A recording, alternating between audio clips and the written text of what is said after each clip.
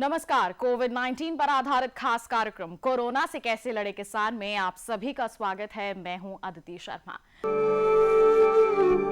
Corona के संकट के दौर में किसान भाइयों बहनों, हमारी सरकार द्वारा कई महत्वपूर्ण कदम उठाए गए हैं ताकि हमारे किसानों को खेती किसानी करने में काफी मदद मिल सके और सहूलियत मिल सके। और हाल ही में आपको बता दें कि मंडियों में हमारे किसान आसानी से अपनी फसलों की बिकवाली कर सके, इसके लिए कई विधेयक पारित किए गए हैं।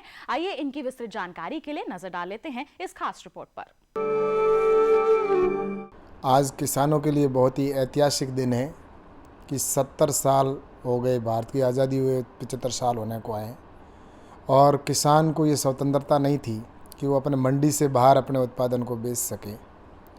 एक माचिस बनाने वाला वो देश के किसी भी कोने के अंदर अपनी माचिस को बेच सकता है, साबुन बनाने वाला बेच सकता है, अन्य उत्पादन बनाने वाला बेच सकता है, लेकिन मेरे देश का अन्नदाता धरती पुत्र किसान अपने उत्पादन को अपने नज़दीक की मंडी के अलावा वो कहीं दूसरे को नहीं बेच सकता था। जहाँ सिर्फ जो वहाँ के ट्रेडर होते थे, जो वहाँ के आड़तिए होते थे, उनके द्वारा ही उनको ख़रीदना होता था, उनको ही बेच सकता था। तो उसको इससे आज़ादी मिली अब, और इसका किसानों को निश्चित रूप से लाभ होगा और वो अपने उत्पादन को इस कहीं पर भी बेच सकेगा। और ये एक बहुत ही खुशी का विषय है किसानों के लिए कि आज का दिन एक ऐतिहासिक दिन होगा जिसके अंदर कॉन्ट्रैक्ट फार्मिंग और एपीएमसी एक्ट दोनों आ रहे हैं। और इसमें सबसे बड़ी चीज़ ये है कि ये एक कंपटीशन भी होगा, क्योंकि जो मंडी एक्ट है उसके ऊपर उसका कोई प्रभाव नहीं होगा, क्योंकि ये राज्य सरकार का मंडी एक्ट है। मंडी के अंदर मंडी के ट्रेड होगा और मंडी के बाहर जो ट्रेड होगा वो उसके ऊपर कोई टैक्स नहीं लगेगा, मंडी टैक्स से मुक्त होगा। तो ये एक कानून लाया जा रहा है जिससे कि आने वाले समय में किसान अपने उत्पादन को देश के किसी भी कोने के अंदर वो बेच सकेगा और बाहर से कोई भी ट्रेडर है वो आकर उनके उत्पादन को खरीद पाएगा। तो ये एक तो ये, और दूसरा जो बिल आ रहा है जो कॉन्ट्रैक्ट फार्मिंग है, इसके अंदर भी किसान के लिए ये सिक्योर होगा कि एक गारंटी होगी कि उसके उत्पादन को फसल कटने के बाद उसको बेच सकेगा और एक रेट निर्धारित जो होगी उसको उसकी ये गारंटी होगी कि इस रेट के अंदर वो बेच पाएगा। तो इसके लिए ये कानून आया है और इसमें किसान के लिए ये गारंटी होगी कि उसका उत्पादन बेचने के बाद जिस रेट के अंदर वो तय किया उसी में बेच पाएगा। और अगर रेट अधिक हो जाती है, अगर मान लो उस समय, तो किसान है वो स्वतंत्र है कि वो किसी अन्य को भी बेच सकेगा। लेकिन अगर जो रेट कॉन्ट्रैक्ट उसने किया है उसके अंदर अगर रेट डाउन हो जाता है तो उसके अंदर व्यापारी को जो रेट निर्धारित किए उसके अंदर ख़रीदना होगा। तो ये इसमें कानून भी बनाया गया है जिसमें उनको एसडीएम के पास में अगर कोई ट्रेडर है, अगर वो उसके लिए आनाकानी करता है तो उसको एसडीएम के पास में 30 दिन की सुनवाई का टाइम है और उसके बाद में वो सुनवाई अपील के लिए कलेक्टर के पास में जा सकता है और 30 दिन में उसका फैसला होगा। तो इस तरह से ये किसानों के लिए दो आज बिल बहुत ही महत्वपूर्ण बिल आए हैं। मैं तो कहता हूँ कि किसानों के जीवन के अंदर जो प्रधानमंत्री जी का लक्ष्य है 2022 तक इनकम डबल करना है, तो वो इसी से निश्चित रूप से होगा और किसान का जीवन बेहतर होगा। जो आत्मनिर्भर भारत की बात की हमने कि आत्मनिर्भर भारत बनेगा, तो जब तक गांव का किसान आत्मनिर्भर नहीं होगा तब तक देश आत्मनिर्भर नहीं बन सकता। तो इसी के लिए किसानों की इनकम बढ़ाना सबसे प्राथमिकता है।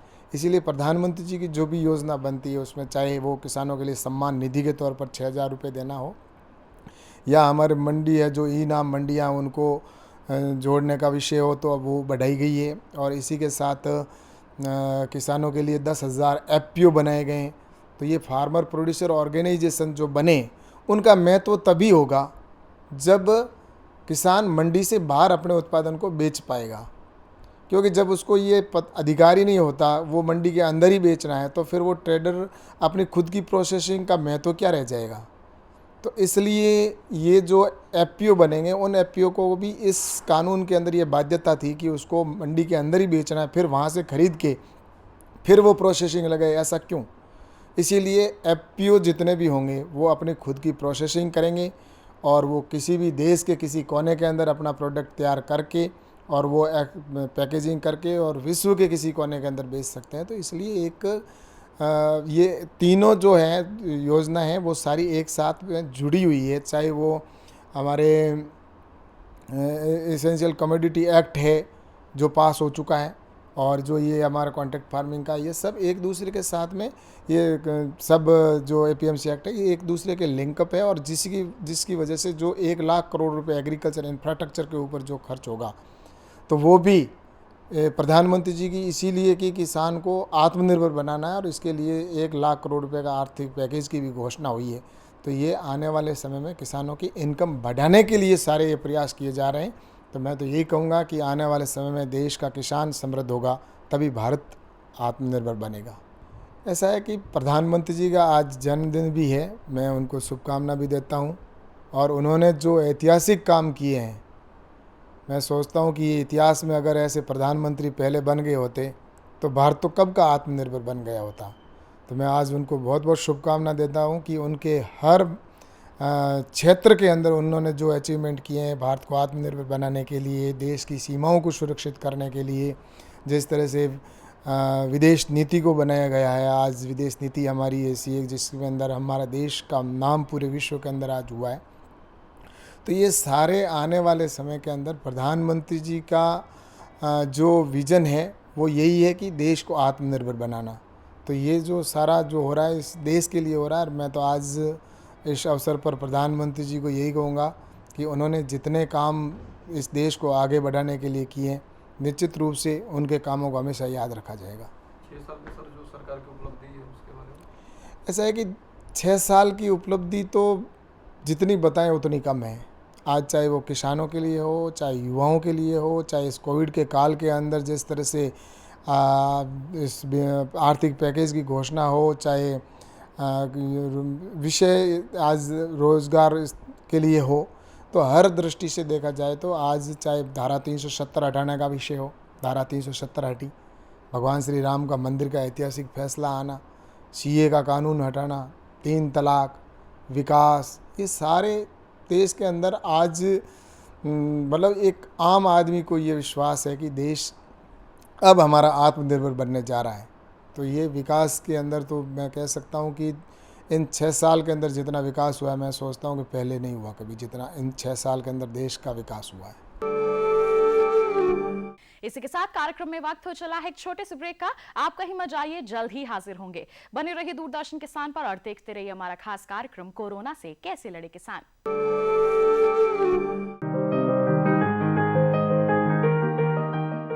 हमारे देश में शाकाहार बड़े पैमाने पर किया जाता है।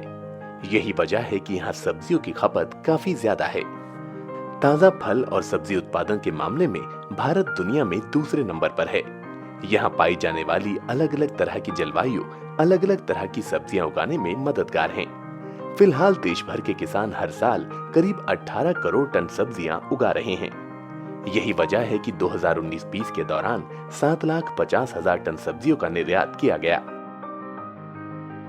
निर्यात के इन आंकड़ों में प्याज शामिल नहीं है। बहुत सी सब्जियों की सीधी बिजाई नहीं होती, बल्कि पहले उनकी नर्सरी तैयार की जाती है, फिर उन्हें मुख्य खेत में रोपा जाता है। सब्जियों के पौधे काफी नाजुक होते हैं और उनकी नर्सरी को बहुत ज्यादा देखभाल की जरूरत होती है। देखभाल और उन्नत तरीके से खेती करने के लिए नई नई तकनीकें सामने आ रही हैं। मणिपुर के बिष्णुपुर जिले में सब्जियों की नर्सरी तैयार करने के लिए नालीदार जस्ती चादरों का उपयोग किया जा रहा है।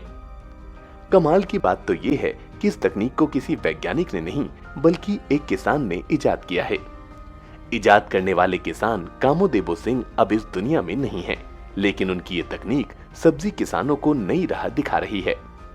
ये ऐसी तकनीक है जिसमें बीज की बुआई के बाद नर्सरी की क्यारियों को ढकने के लिए टाट की जगह नालीदार जस्ती चादरों का इस्तेमाल किया जाता है। नालीदार जस्ती चादर क्यारी के तापमान को बढ़ा देती है, जिससे बीज जल्दी अंकुरित होकर निकल आते हैं।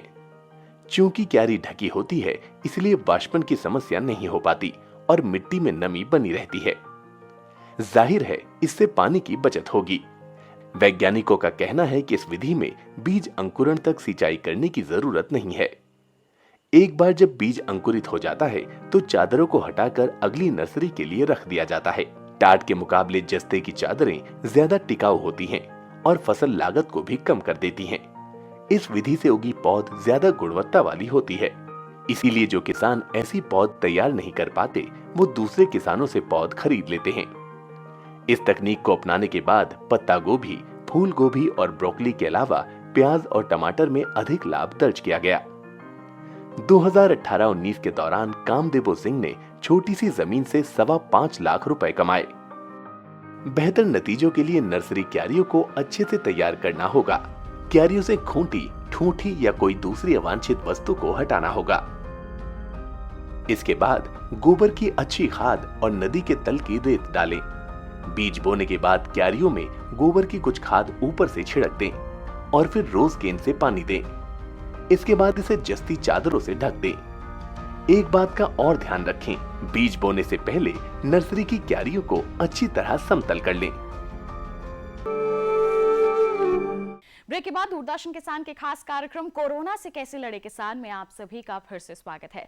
आइए अब आपको दिखा देते हैं कोरोना के संबंध में कुछ और महत्वपूर्ण जानकारियां हमारी इस रिपोर्ट के जरिए। आईसीआर के कृषि विस्तार विभाग देश भर में फैले कृषि विज्ञान केंद्रों के माध्यम से किसानों के बीच में टेक्नोलॉजी प्रदान करना, किसानों को प्रशिक्षण प्रदान करना और किसानों के बीच में जागरूकता प्रदान करना कि भारत सरकार के कृषि मंत्रालय हैं और आईसीआर है, इसकी कौन कौन सी योजनाएं हैं जिससे किसान लेकर के लाभान्वित हो सकते हैं। इन तमाम बिंदु पर बात करने के लिए कृषि विस्तार विभाग के डीडीजी AK सिंह हैं। सर, बहुत बहुत स्वागत है। सर, अगर हम कृषि विस्तार विभाग की बात करते हैं, अभी कोविड के समय है और भारत सरकार ने अभी सर ऐसे तो अनाउंसमेंट किया गया वित्त मंत्रालय के माध्यम से 20 लाख करोड़, लेकिन एग्रीकल्चर के लिए दिया गया 1 लाख करोड़। इसको सर आप अपने जो डिपार्टमेंट है इसको किस रूप में देखते, कितना फ़ायदा हो सकता है? देखिए, जो 1 लाख करोड़ का इंफ्रास्ट्रक्चर फंड कृषि के लिए भारत सरकार ने घोषित किया है, मुझे लगता है कि जो दूसरी हरित क्रांति की बात करते हैं या उस कृषि की बात करते हैं जो व्यावसायिक हो हमारे देश में, उसके लिए एक बहुत ही अहम पहल भारत सरकार की है। और उन विषयों को चिन्हित किया गया जिन विषयों पे हम पीछे थे। और जो पहला विषय मुख्य रूप से मैं देखता हूँ कि प्रोसेसिंग एंड वैल्यू एडिशन की हमारे देश में कमी है। हम बार बार इस बात को कहते हैं कि उत्पादन हम इतना कर रहे हैं कि हमारे पास रखने की अब जगह नहीं है। और इस बार भी कोविड के बावजूद भी बड़ा रिकॉर्ड उत्पादन देश में हुआ है और खरीफ की बुआई भी बहुत अत्यधिक क्षेत्र में हुई है पिछले वर्षों की तुलना में। तो रिकॉर्ड खरीफ की बुआई भी हुई है और रिकॉर्ड पिछले रबी का उत्पादन भी हुआ है। तो इन सभी दृष्टियों को देखते हुए जो अगली आवश्यकता थी, और ख़ास करके जो कोविड के समय में भी हमने देखा कि जो कृषि उत्पाद हैं उनको रखने की समस्या या उनको प्रसंस्करण करने की समस्या किसानों ने देखी है और उसके अनुसार उसके वजह से उन्हें कुछ नुकसान भी हुआ है। तो इसको देखते हुए जो भारत सरकार ने 1 लाख करोड़ का इंफ्रास्ट्रक्चर फंड कृषि के लिए घोषित किया है, वो बहुत ही महत्वपूर्ण है। और इसमें 2 लाख माइक्रो फूड इंटरप्राइजेज या छोटी छोटी माइक्रो इंटरप्राइजेज स्थापित करने का सुझाव भारत सरकार की तरफ से है, ऐसा प्रस्ताव है। और इसके लिए युवक और छोटी छोटी MSME की जो इकाइयां हैं आगे आकर के ऐसी यूनिट्स इस्टेब्लिश करेंगे। और इनके इस्टेब्लिशमेंट से आप देखेंगे पूरे देश में 2.5 लाख न्याय पंचायतें हैं और 2 लाख ऐसी यूनिट भारत सरकार ने घोषित की है। तो लगभग हर न्याय पंचायत के स्तर पे कोई ना कोई माइक्रो फूड इंटरप्राइज या छोटी प्रोसेसिंग की यूनिट होगी, जहाँ पर जो स्थानीय रूप से उत्पादन होगा उसकी प्रोसेसिंग हम कर पाएंगे। इसी के साथ जो भारत सरकार ने और भी इंफ्रास्ट्रक्चर फंड में जो घोषणा की है, उसमें एक जो फिशरी का सेक्टर है, उनके जो बंदरगाह हैं उनको मजबूत करने की बात है, या केज फार्मिंग के लिए केज बनाने की बात है, या जो बोट्स होती हैं जिससे मछलियों का शिकार करके लोग लेकर के आते हैं। तो ये सब सुविधाएं और ये सब नेटवर्क भारत सरकार बनाने का पूरा प्रयास कर रही है इस इंफ्रास्ट्रक्चर फंड के माध्यम से। सरकार ने एक और मॉडल की घोषणा की है, वन डिस्ट्रिक्ट वन प्रोडक्ट। तो हम देखते भी हैं, यदि ट्रेडिशनल रूप से भी आप देखें तो बहुत सारे ऐसे ज़िले हैं जहाँ पर किसी विशेष आपके खाद्यान्न का उत्पादन होता है।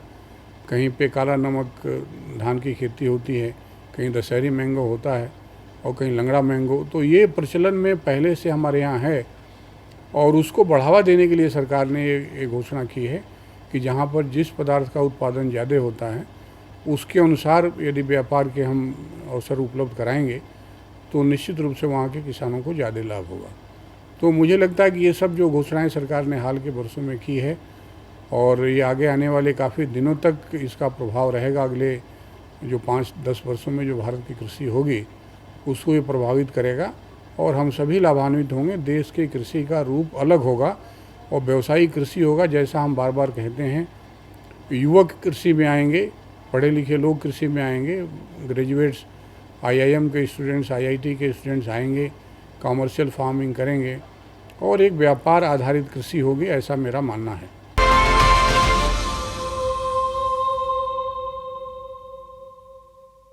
जैसा कि आपने बताया कि हर्बल पर सरकार इस बार विशेष रूप से फोकस किया है और मधुमक्खी पालन पर। और सर हम इसको देखते हैं कि जब तक आपका जो कृषि विस्तार है, कृषि विज्ञान केंद्र है, इसका सहयोग के बिना सर संभव नहीं है। तो इसमें सर कृषि विज्ञान केंद्र की क्या भूमिका है और अब इसके लिए क्या कोई रणनीति बनाई जा रही है? देखिए, कृषि विज्ञान केंद्र पूरे देश में अभी 721 हैं और ग्रामीण स्तर पर या जिले के स्तर पर आप कह सकते हैं कि टेक्नोलॉजी को आगे बढ़ाने के लिए जिम्मेदार संस्था हैं और दूसरी जो संस्थाएं हैं उनसे भी समन्वय स्थापित कर किसानों को सुविधा उपलब्ध कराने के लिए भी इनका उपयोग बहुतायत रूप से हो रहा है। दूसरा, जो विभिन्न योजनाएं हैं उनके प्रचार प्रसार में भी इनकी बड़ी भूमिका है। तो ये जो 2 विषय आपने उठाया है, हर्बल का है या शहद उत्पादन का है, इसमें कृषि विज्ञान केंद्र अग्रणी भूमिका जरूर अपनाएंगे।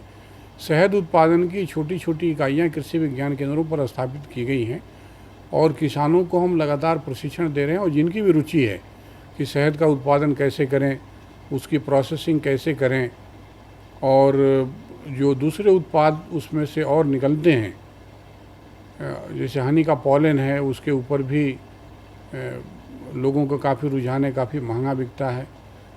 तो और व्यवसाय क्या हो सकते हैं शहद के उत्पादन से?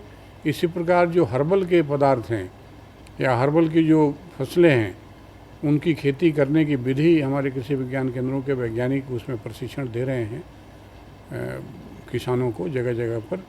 और इससे जो दूसरे पहलू, जैसे ऑर्गेनिक फार्मिंग की बात हम करते हैं, लगभग 500 जिलों में कृषि विज्ञान केंद्रों ने क्लस्टर बना करके ऑर्गेनिक फार्मिंग के 50-50 एकड़ की किसानों को उससे जोड़ा है और ये प्रयास हम करने की कोशिश कर रहे हैं कि वहाँ पर वो क्लस्टर स्थापित हों, किसानों को जानकारी भी हो और किसान स्वयं 50 एकड़ में करके देखें कि कैसे ऑर्गेनिक फार्मिंग कर सकते हैं, कैसे उसका रजिस्ट्रेशन कर सकते हैं और कैसे बाज़ार में ले जा करके उसको अच्छे मूल्य पर बेच सकते हैं। तो ये जो सभी विषय आप कह रहे हैं, जो हर्बल के हैं, शहद के हैं, ऑर्गेनिक के हैं या जो भी टेक्नोलॉजी से रिलेटेड विषय हैं, जैसे 1 डिस्ट्रिक्ट 1 प्रोडक्ट है, उसमें भी उन प्रोडक्ट की पहचान करना, उसके ऊपर टेक्नोलॉजी का पैकेज तैयार करना, उसमें किसानों को प्रशिक्षण देना, ये सभी उत्तरदायित्व कृषि विज्ञान केंद्रों का है और उसके लिए हम लगातार कृषि विज्ञान केंद्रों को प्रेरित कर रहे हैं। अभी जिस तरह से कोविड का समय है, लगातार टेक्नोलॉजी की तरफ ध्यान केंद्रित किया जा रहा है। इसमें सर एक मार्केट इंटेलिजेंस बहुत ही महत्वपूर्ण रोल प्ले कर रहा है। इसमें सर ICAR किस तरह से अपना योगदान कर रहा है? देखिए, मार्केट इंटेलिजेंस का सीधा मतलब है कि बाज़ार की जो चाल है वो हम पहले से यदि समझ पाएँ तो उस विषय को ही हम मार्केट इंटेलिजेंस कहते हैं और इसके लिए सरकार ने तमाम सुविधाएं अभी प्रदान की। जैसे ई-नाम का प्लेटफॉर्म सरकार ने अभी बनाया और ई-नाम का प्लेटफॉर्म यही है कि किसान इतना इंटेलिजेंट हो, वेबसाइट पर जाए और सर्च करे, देखे कि किस बाज़ार में ज़्यादा मूल्य उसको मिल रहा है। तो स्थानीय बाज़ार में यदि उसको मूल्य अधिक नहीं मिल रहा, दूर के बाज़ार में ज़्यादा मिलता है, तो वहाँ पर वो आसानी से इलेक्ट्रॉनिक माध्यम का प्रयोग करते हुए इनाम प्लेटफॉर्म पे रजिस्ट्रेशन करके अपने उत्पाद को बेच सकते हैं। दूसरा ये कि कई कंपनी सर्वे भी कराती हैं लोगों का रुझान किधर है। यदि हमको मालूम पड़ जाए कि किसी देश में इस विशेष किसी एक खाद्यान्न की कमी है और वो देश हमसे मांगता है, तो देश भी इस तरह का मार्केट इंटेलिजेंस करता है कि दूसरे देशों में किस चीज़ की ज़रूरत है, उसके अनुसार हम उत्पादन करें, किस गुणवत्ता को चाहिए उनको। जैसे बासमती राइस का जो यूरोपियन यूनियन में या पूरे यूरोप में जो स्टैंडर्ड है, उसके अनुसार वही स्टैंडर्ड अमेरिका में नहीं फॉलो होता। अमेरिका में दूसरे स्टैंडर्ड का बासमती राइस चाहिए। यदि आप मिडिल ईस्ट की बात करें, अरब की बात करें, तो वहाँ पर दूसरे स्टैंडर्ड का राइस भी वो पसंद करते हैं और मांगते हैं। तो जहाँ का जो बाज़ार है, कई जगह स्टिकी राइस, जो राइस चिपकता है चावल, उस तरह का चाहिए जैसे जापान वगैरह देश हैं। तो उन देशों को देखते हुए और उनकी डिमांड क्या है उसको देखते हुए जो उत्पादन हम करें, चाहे स्थानीय बाज़ार को देखते हुए या दूसरे जगह के बाज़ार को देखते हुए, लोगों के रुझान को देखते हुए, उनकी पसंद को देखते हुए, और ये सरकार कर रही है, इनाम के माध्यम से कर रही है, और जो तमाम सर्वे वगैरह भी सरकार कर रही है, उत्पादन को भी देख रही है सरकार। मार्केट इंटेलिजेंस के लिए ये भी जानना है कि कितने एरिया में कौन सी वैरायटी या कौन सा क्रॉप की खेती हो रही है, उसके लिए भी ड्रोन एप्लीकेशंस हैं, सैटेलाइट का एप्लीकेशन है, वो भी सरकार उसका प्रयोग कर रही है, संस्थान भी कर रहे हैं। और एक कह सकते हैं कि दृश्य प्रस्तुत किया जा रहा है कि यहाँ पर इसका उत्पादन हो रहा है, इसको और बढ़ाया जा सकता है, यहाँ पर इसकी आवश्यकता है और इस बाज़ार में इसकी आवश्यकता है, वैसा उत्पादन हमें करने की ज़रूरत है और उस भाव से हमें बेचने की ज़रूरत है। सर, मार्केट इंटेलिजेंस में ICR है या मिनिस्ट्री है, वो अपना कंट्रीब्यूशन कर रहे हैं, लेकिन इससे किसानों को कितना फ़ायदा हो रहा है और किसान भी इसमें कितना अपना योगदान दे रहे हैं? देखिए, जैसे जागरूक सरकार है, चाहे राज्य सरकार है या संस्थान है, अपनी व्यवस्था बना रहे हैं, उसी तरह से इस बात की भी ज़रूरत है कि जो किसान हैं वो भी जागरूक रहें। उनको भी देखना है। जैसे मैं जब उत्तर प्रदेश की बात करता हूँ और जो आलू की बात करता हूँ, फर्रुखाबाद के आसपास जो 50% से अधिक पूरे उत्तर प्रदेश का आलू वहीं उत्पादित होता है, और वो किसान इस बात को अपने अनुभव से तय करते हैं कि अगले साल आलू की मांग ज़्यादा होगी। जैसे इस साल आप देखते हैं आलू की कीमत बढ़ी हुई है, तो किसान सोचते हैं कि इस बार बढ़ा हुआ है, अगले साल भी बाज़ार इसका अच्छा होगा, या किन परिस्थितियों में ऐसा हुआ जिससे इस साल का मूल्य बढ़ा हुआ है। तो किसान का योगदान ये हो सकता है कि बाज़ार की मांग को खुद देखे, किस बाज़ार में ज़्यादा उसको मूल्य मिल सकता है और कब उसका हार्वेस्टिंग करना चाहिए। इंटेलिजेंस ये भी है, जब आप खास करके फर्रुखाबाद या जो आलू के उत्पादन करने वाले किसान हैं, आलू की खुदाई 2 बार करते हैं, एक बार कच्ची आलू की खुदाई और एक बार पके आलू की खुदाई, और उसी के अनुसार आलू लगाते भी हैं। तो वो जानते हैं कि शुरू में आलू जो कच्चा आलू जाएगा महंगा बिकेगा, तो वो किसानों का अपना इंटेलिजेंस है।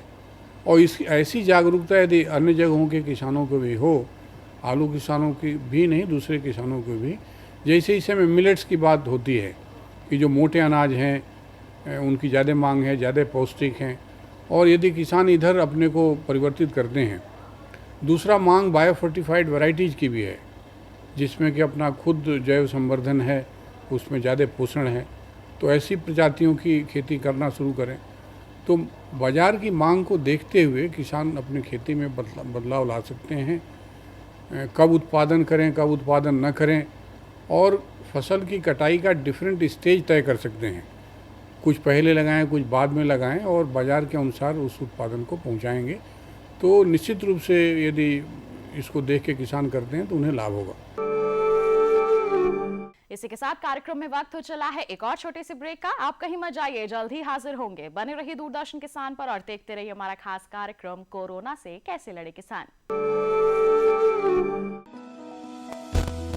जानकारी जो किसानों के लिए हो लाभकारी, समस्याओं पर पड़ेगा समाधान भारी, कृषि की हर बात का ख्याल, कब कैसे की जाए बेहतर देखभाल। जानिए विशेषज्ञों के साथ, देखिए खेत खलिहान, सोमवार से शुक्रवार सुबह 7 बजे डीडी किसान पर।